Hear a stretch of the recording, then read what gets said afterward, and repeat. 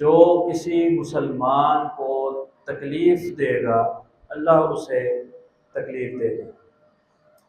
ومن شاق مسلما شق اللہ علیہ، جو کسی مسلمان کی مخالفت کرے خام خواہ میں، اللہ رب العزت اس شخص کے اوپر مشقت ڈالے گا۔ اخرجہ ابو داود والترمذی وحسنہ، اس حدیث کو امام ابو داود اور امام ترمذی رحمہ اللہ نے بیان کیا ہے، اور امام ترمذی اس حدیث کو حسن کہتے ہیں۔ کیا معنی ہے اس حدیث کا؟ جو کسی بھی مسلمان کو تکلیف پہنچائے اللہ اسے تکلیف پہنچائے گا۔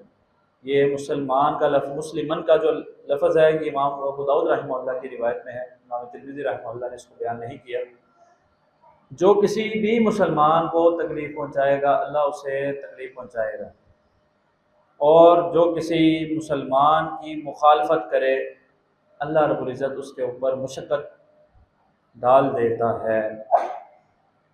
دراصل اللہ رب العزت اہل اسلام سے، مسلمانوں سے، اہل ایمان سے بہت محبت کرتا ہے، اور جو مسلمان 5 وقت کا نمازی ہوتا ہے اور گناہ ہو جائے فوری توبہ استغفار کرتا ہے، ندامت ہوتی ہے، چھوٹا سا گناہ ہو جاتا ہے لیکن اس کے لیے وہ ایسے ہی ہوتا ہے جیسے پہاڑ سر پہ آ گیا۔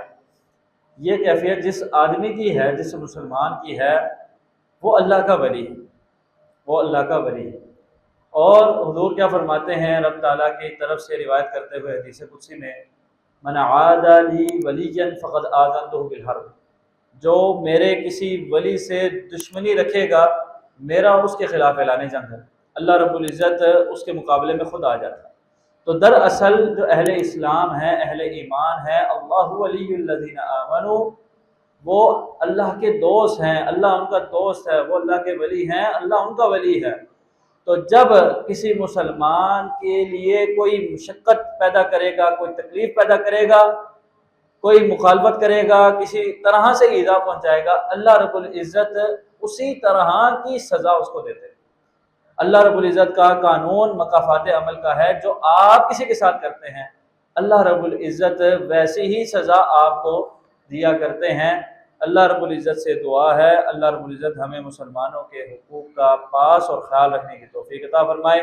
اگر ہم سے کسی کے ساتھ زیادتی ہو گئی اللہ درگزر فرمائے اور معافی مانگنے کی توفیق عطا فرمائے، اور ہمارے اعمال کی اصلاح فرمائے۔ وما توفیقی الا باللہ، علیہ توکلت و الیہ